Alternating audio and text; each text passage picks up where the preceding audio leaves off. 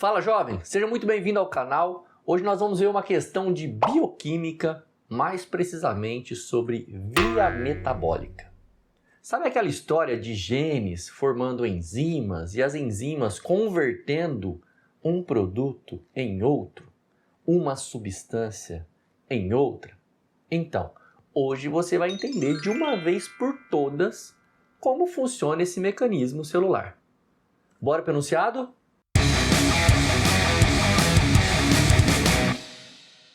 Questão 45, cobrada na primeira fase da FAMERP 2024, diz o seguinte: o esquema representa uma via metabólica em que uma substância precursora sofre a ação da enzima 1, que desencadeia uma reação de síntese de substratos X, Y, Z e W. Essas reações são catalisadas por enzimas expressas pelos seus respectivos genes, que viabilizam a formação do produto final. O excesso de produto final tem efeito inibitório sobre a enzima 3 e os genes 2, 4 e 5. Destacar essa parte do enunciado vai ajudar e muito a gente entender o que está acontecendo. Eu tenho o gene, que nada mais é do que um fragmento de DNA capaz de produzir um RNA mensageiro e, consequentemente, a partir desse RNA mensageiro, produzir proteínas, ou seja, enzimas. Então, o gene 1 produziu a enzima 1. O gene 2 produz a enzima 2. O gene 3 produz a enzima 3. O gene 4 a enzima 4. E o gene 5 a enzima 5. A importância dessa cadeia de enzimas é transformar uma substância precursora, uma substância inicial, em substância X, substância Y, substância Z e substância W. A partir da substância W, a enzima 5 vai converter a substância no que nós chamamos de produto final. Só que o exercício está dizendo o seguinte: toda vez que a taxa de produto final estiver alta, vai acontecer inibição da enzima 3, inibição do gene 2, inibição do gene 4 e inibição do gene 5. Então, quais problemas vão acontecer aqui? A ideia é entender isso. Percebe que se acontece a inibição da enzima 3, não vai acontecer a produção da substância X. Se acontece a inibição no gene 2, não tem a enzima 2 e, consequentemente, não tem a substância Y. Se acontece a inibição do gene 4, não tem a enzima 4 e, consequentemente, não vai ter substância W. Se inibe o gene 5, não vai ter o produto final, porque a enzima 5 não vai trabalhar. Então vamos ver qual o comando da questão. Nessa via metabólica, a desnaturação da enzima 4 inibe a atividade da enzima 3. Primeiro a gente tem que entender o que é desnaturar a enzima 4. Mas para a gente revisar, relembrar o que é desnaturar a enzima 4, você precisa entender quais são os tipos de proteínas que existem. Olha só esse resuminho. Proteínas primária, secundária, terciária e quaternária. Qual a diferença de cada uma delas? A forma e a função, tá?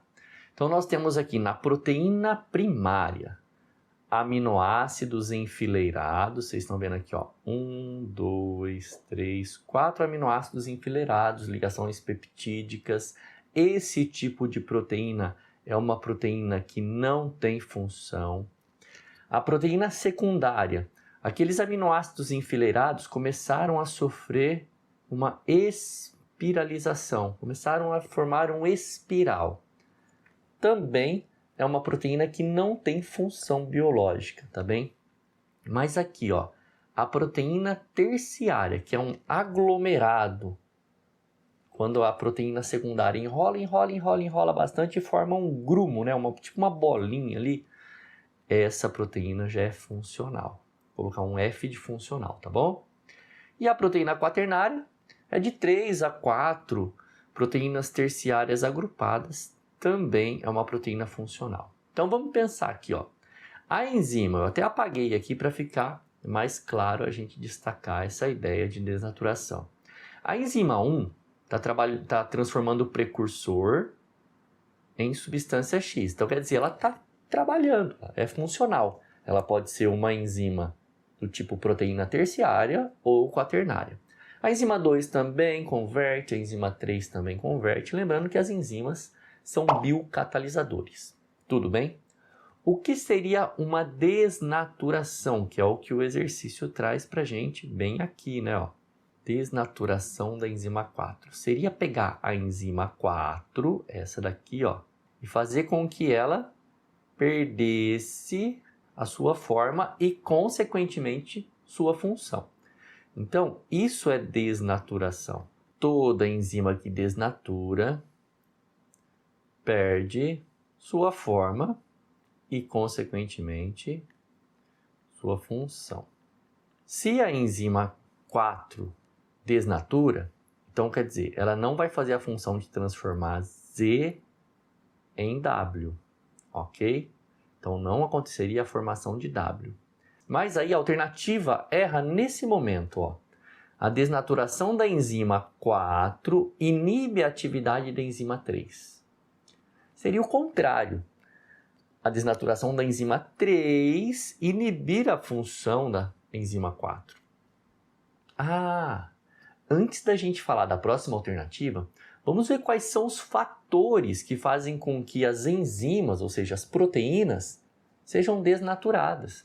Fatores que influenciam a desnaturação são temperatura, pH e concentração de substrato. São 3 fatores que influenciam diretamente a atividade enzimática. Se tiver na temperatura boa, no pH bom e na concentração de substrato boa, a atividade enzimática vai ter uma velocidade bacana. Lembrando que a enzima acelera o processo de reação química, converte as substâncias aí, diminuindo a energia de ativação, ou seja, não deixando o corpo esquentar, tá bem? No caso aqui dessa via metabólica, não fala de temperatura, não fala de pH, mas fala da concentração do produto final. Lembra? Fala que a concentração desse produto final aqui vai inibir GN5, GN4, GN2 e vai inibir a enzima 3. Agora eu vou dar uma limpada aqui no esqueminha da via metabólica para a gente ver a alternativa B. Nessa via metabólica, o substrato X acumula se houver escassez do produto final. Ó, produto final escasso vai manter a atividade de 2, do GN2, da enzima 2, vai manter a atividade da enzima 3 e assim por diante. O que nós vimos no enunciado foi o excesso do produto. Tudo bem? O excesso do produto e não a escassez do produto. O erro está aqui. Beleza? Letra C. A mutação do GN5 interfere na síntese do substrato W. Mutação do GN5 interfere na produção da enzima 5 e não na formação de W. Teria que ser mutação do GN4 para interferir na produção da substância W. Então não é o GN5, e sim o GN4. Letra D. A síntese do substrato W independe da expressão do GN1. Veja bem, ó. Síntese significa produção, né? Então a produção de W está querendo dizer que não depende do GN1. Depende sim. Olha só, se o GN1 não agir, não tem a conversão do precursor em substância X e assim por diante. Então não teria a substância W. Então, o erro está aqui, ó, no independe. Então a gente chega na nossa resposta, que é a letra E, mas vamos ver se ela faz sentido para você. O excesso de produto final inibe a síntese dos substratos Y, Z e W. Veja bem, Aqui, ó, estava falando que o excesso do produto final tem efeito inibitório nas enzimas 3, no gene 2, no gene 4 e no gene 5. E aqui está falando que vai inibir a síntese de Y, Z e W. Então é para você relacionar aquele entendimento inicial do enunciado, né? Imagina, ó, se vai inibir a substância Y, substrato Y, substrato é tudo aquilo que vai ser usado para conversão. Tá? Tudo aquilo que a enzima vai pegar para transformar em alguma coisa. Isso é substrato.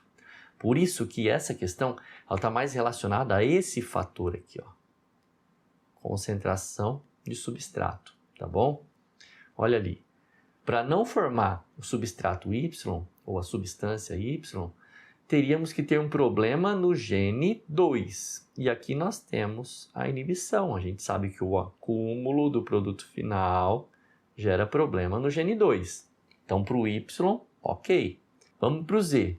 Z está aqui, ó. Ele depende diretamente do gene 3 da enzima 3. Então, nós temos uma inibição aqui também pelo acúmulo do produto final. Bateu. E o substrato W, ele vai se formar e depende diretamente do gene 4, que também é um gene inibido no acúmulo do produto final. Você percebe? É aquela que está diretamente relacionada a esses entraves, a esses bloqueios, essas inibições da via metabólica ou de parte dessa via metabólica. Olha como é importante você estudar proteínas do tipo enzimas para FAMERP.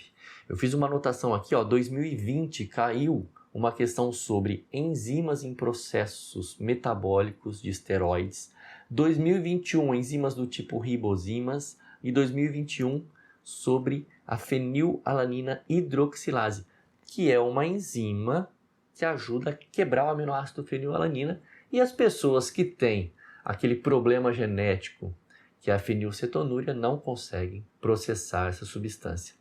E agora, 2024, vocês viram que caiu uma via metabólica enzimática de substratos que eles não falam quais são, mas poderiam ser qualquer um. A gente poderia estar falando, por exemplo, da produção de energia, da digestão. Na digestão nós temos várias enzimas trabalhando, tudo bem? É muito importante estudar em bioquímica os compostos orgânicos, principalmente quando a gente fala de biomoléculas. Proteínas, porque são músculos, são anticorpos, são hormônios, são enzimas. Carboidratos, ótimos para dar energia e formar estruturas. E lipídios, que além de reserva, formam estruturas importantes como a membrana plasmática e também dão energia. Beleza? Dá uma olhada no canal, nós temos questões sobre compostos orgânicos e inorgânicos na playlist de bioquímica, vale a pena você conferir. Beleza? Se gostou, curta, comente, compartilhe. Dá uma olhada, se é inscrito no canal. Se não for inscrito, se inscreva, ative o sininho de notificação e torne-se um membro para que o professor produza conteúdo cada vez mais específico para o seu estudo. Ficando por aqui, fique com Deus, beijos e abraços, fui!